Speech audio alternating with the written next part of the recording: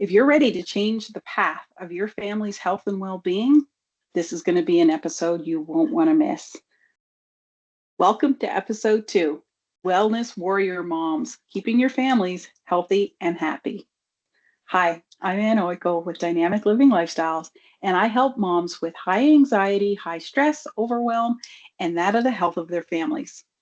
As a mom, we tend to be the worrywarts that are always looking out for everyone else, but we mustn't forget about ourselves.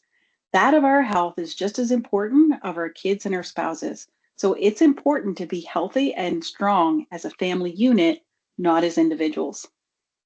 In today's episode, we're going to be covering some aspects, and I'm going to be providing you with some stats and information around health and wellness and all natural health and wellness.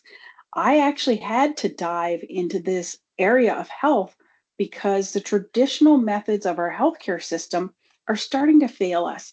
Are they needed? Yes, I'm not bashing the healthcare system in any way, shape, or form, but their way of functioning is archaic. The challenges we now face is that our healthcare system has always treated symptoms, not root causes. And our medical professionals will tell you they treat symptoms, not the cause. And because our medical system is only dealing with symptoms, it's now in a position, especially since COVID, where it's getting backlogged. And I mean seriously backlogged. Right here in Canada, for us in the province that we live in, I'm looking at a 2.5 month wait to see my family doctor. So if I have something that's an immediate need, I have to go to a walk-in clinic or emergency to have things that normally would be taken care of by my family doctor dealt with. When it comes to special assessments, my daughter, for example, was recommended we have her tested and assessed for high functioning autism. When I called the local clinic that does family autism assessments through the Alberta Health Services, 7-year wait time. Let me repeat that, 7-year wait time. How is that okay? Like in my world, that is so unacceptable. It's not even funny because it makes me vile inside that our medical system is in a 7-year wait time. Now, don't have to wait 7 years. You can fork out thousands of dollars and have the assessment done yourself, but not everybody has that cash. Now, there are some specialists that do dive in. There are naturopaths to try to dig down a little bit deeper. But at the end of the day, most professionals do not look or dig deep enough to find root causes.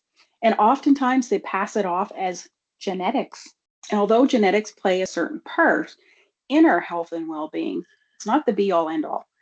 People like Dr. Joe Dispenza and people that work with Mind Valley and a few other different organizations have medical science to prove that our genetic genome can be changed. It's not necessarily ingrained, and we're not necessarily victim to our family history. And I'm going to touch a little bit on that in today's episode. So if that's the case, what can we do? We don't have to be a victim to our medical system, and we certainly don't have to be a victim to our family history. Let's dive into some of that today. So when I was doing some research, Pew Research Center popped up with some of these stats. 72% of moms and 57% of dads are searching online for health and medical information. 60% of parents today feel less supported and feel less like they have a tribe than what they had 10 years ago. 60% feeling alone. 51% are saying that they don't have anyone other than themselves and their spouse to rely on for support. That's a pretty lonely stat, and it shouldn't have to be that way, which leads to my next stat. 30% of parents are seeking or searching online for religion and spirituality. So what do these stats tell you? These stats tell you that parents are fed up with a traditional medical system and are struggling with the outcomes and the wait times. And at times, I gotta say, sometimes it's needed when you are dealing with, say, heart issues or lung issues, or if you develop a disease and you need medication, if your blood pressure is so high and you need blood pressure medication, those are necessities. Those are things you need to engage in to keep yourself healthy and keep your body regulated. However, there are other things that you can do and ways that you can control some of these things. You just have to choose to learn and do better. It also tells you that people are feeling more disconnected, more alone than ever before. And we are losing our ability to have our tribes. I know I was one of these stats. I still to this day struggle to ask for help, and it's not normal. It's not okay. We need to be able to ask for help. We need to be able to have those friends and family that are close enough to us that if we need a break, they can come help us have that break. We need to have the girlfriends to pull us out of the family atmosphere and to go have a tea or a coffee and relax and have a girl chat, have a break, have some time. We need to be able to have that connection of people that are going through similar things we are so that we don't feel so alone and so broken. We are whole just as we are. We got to figure out how to tap into that ourselves. And it's that brokenness that creates and snowballs our illnesses. Stress and anxiety is also higher than it's ever been before. Dr. Joe Dispenza often refers to depression as fear of living in the past. You're fearing the past is going to repeat itself. So that's what leads us to depression. Anxiety is fear of the future. So we're anticipating what's going to happen in the future, could be even based on the past, which is causing anxiety. It's causing turmoil in our systems. And we're trying to predict what's happening in the future. I had no idea. I was totally unaware, but this was me. I was addicted to control and controlling what was going to happen in the future, right down to coworkers, how they interacted, how they acted, how would I respond. Like I was in my brain constantly busy planning the next person's reaction. It was insane. But that's caused me so much extra stress and anxiety. And I didn't consider myself to be an anxious person, but my anxiety, which I didn't think I had, was through the roof. And it doesn't have to be that way. I now manage all of that with ease. So we not only need to find our tribes, but we need to make sure that the tribes we are finding are a good fit and are healthy for us. And I'll give you an example. We can find tribes of moms, for example, that have newborns. And in this tribe, you could be having a group of moms that are dealing with, some of the same struggles as a new mom, but you're all looking for solutions. You're all listening to each other, engaging each other, helping each other. That's a beautiful tribe. Or you could end up with a tribe of a bunch of moms that are just sitting back complaining about how their husbands or their spouses don't help and life is horrible. My kid won't stop crying and this and that. And that is not a good tribe. When you find that tribe, you want to run and keep looking for a new tribe. So tribes can really impact us in a positive way or a negative way. Find your healthy tribe. Find a tribe that you can support and that one that can support you as well. It's got to be a give and take, and you want to have a positive impact, not a negative one. We are struggling enough as it is. We do not need validation for everything that is wrong.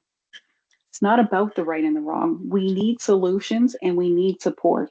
And providing that and getting that is give and take, and it's key in any tribe that you find. So make sure you find a healthy tribe. Also, some things that you can do to start helping your overall well being, especially your mental well being. And I've done this myself, and that's start journaling. Start off with a gratitude journal. In my previous episode, we talked about ways to minimize the stress and overwhelm and anxiety. And part of that was self care. Well, guess what? What a better way to provide yourself with some extra self care than to take 5 minutes a day and write in a gratitude journal. Never repeat the same things the next day, but always make sure you're writing at least a minimum of 5. Ideally, you want to be doing 15 to 20 of gratitude. And if you're up to 15 and 20, maybe it's something more deeper, more concrete that you do want to repeat every day. I have my 15 to 20 that I listen to, my own voice recorded. I create my movies that show my future that I want. And at the end, I have my affirmations and my gratitude of, I'm so happy and grateful that I have a beautiful team of people working alongside me and helping me with my personal life and my business life daily. I'm so happy and grateful that I have a beautiful spouse and a beautiful child within this life and the fur babies to help enhance it. I'm so happy and grateful that I've created a business and a lifestyle that I love. I'm so happy and grateful that I take time for self care and self meditation. I'm so happy and grateful. And as you get the picture, you keep going and going and going. Obviously, your gratitude journals may be a little bit superficial when you first start off. So it might be, I'm so happy and grateful I have a roof over my head. It may start off like that, but as you get going and as you keep doing it, you're going to find more meaningful and deeper things to be grateful for. And that's where the magic lies. Because as you keep writing in these journals and the less superficial stuff fades away, you start to have an impact of the embodiment and the feeling of what you're so happy and grateful for. And like I say, that's where the magic happens. If you're just getting started, you may want to start journaling of how your day went. Where did you hit triggers? Key places are that are causing you friction, and then pick the gratitude side and the flow side of what was great. And then try to analyze and see where you can tweak and find that flow. Because flow is key. It's key to reducing stress, it's key to happiness in life.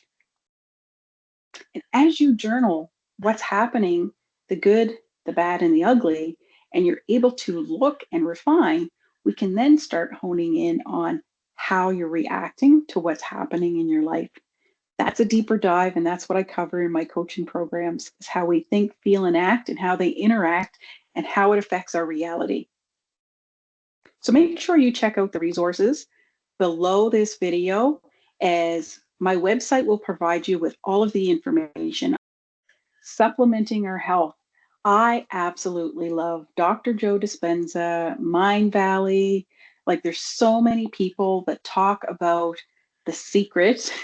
And I say the secret because there's actually a book called The Secret, of how to hit that higher level of joy, peace, tranquility, that like the quantum flow.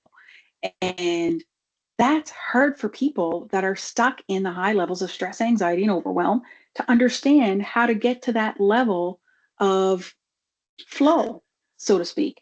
So being able to supplement the body until you can get the mind there is huge. And maybe you'll always want to supplement the body. There's nothing wrong with providing your body with supplements, because let's face it, our environments are more toxic today than they've ever been. Our air is affected with all the pollutions in the city. I live in the country, so we have forest fires. So we get a lot of smoke sometimes when the forest fires are near, or if the wind is blowing it in. So it doesn't matter where you live, you're getting toxic air. You're getting dust from the dirt roads. You're getting toxic air, no matter where you live. And our bodies have to process all of that. Same thing with our foods. Our foods are less natural now than they've ever been. Even our natural foods are not 100% natural anymore. They are treated to grow faster. They have chemicals that are sprayed on them so that they stay healthier longer. I remember when you bought lettuce and within a week it was wilted and gooey, and you had to throw it in the compost bin.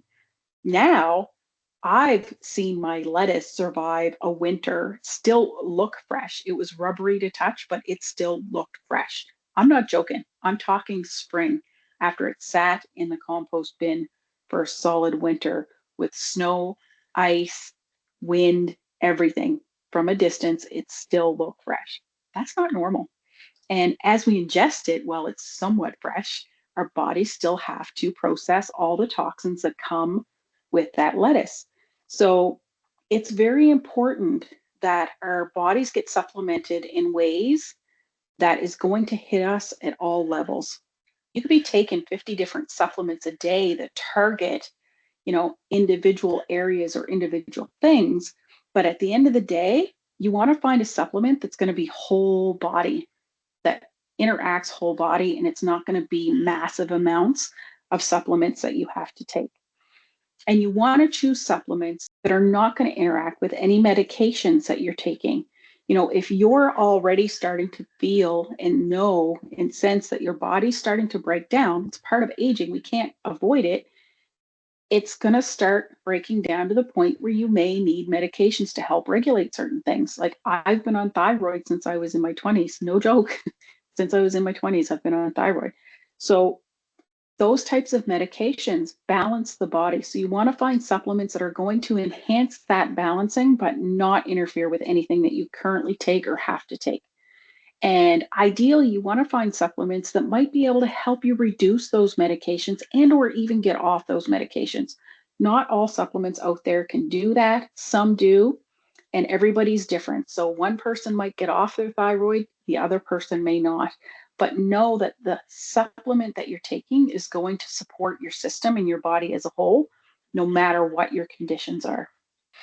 If you look at how we are designed as humans and you break down our bodies as a whole, we're nothing more than atoms and molecules and cells. We're nothing more than energy. Everything around us is energy based. So when you break it down to its simplest form, you're able to easier understand, okay, if I'm all cells, atoms, and energy, and I'm sick, what energy am I presenting to promote and create this illness and keep it here? You know, some facts from Dr. Mark DeBrinket, he had done a presentation that I listened in on. Almost every one of our organs regenerate because everything in our body is cell based, and our organs, our skin, like it's constantly regenerating. So organs will regenerate at different rates. And of course, all of those rates slow as we age. But one cell or one organ that never fully regenerates is our brain. So when you think about that, that is a key organ to how we think, feel, and act and how we function as a whole. So what are you doing to keep your brain healthy? Because it doesn't regenerate. You know, you look at our kidneys, people end up on dialysis for diabetes. And you're thinking, okay, if our organs are regenerating, why doesn't the diabetes go away? There's different stages of diabetes. And the reason you get worse and worse over time is because your organs are already have mutated cells and they regenerate with those mutated cells. And if you don't take care of your body and you don't take care of your systems, the mutation gets worse each time. So every time they regenerate, it may multiply or duplicate some damaged or rogue cells, which causes us to jump to the next level of diabetes, if that makes sense. I can dive into this a little bit more deeper if you want one-on-one, but all of our organs are constantly regenerating, just like our skin. And that doesn't change. And the older we get, the slower the regeneration happens.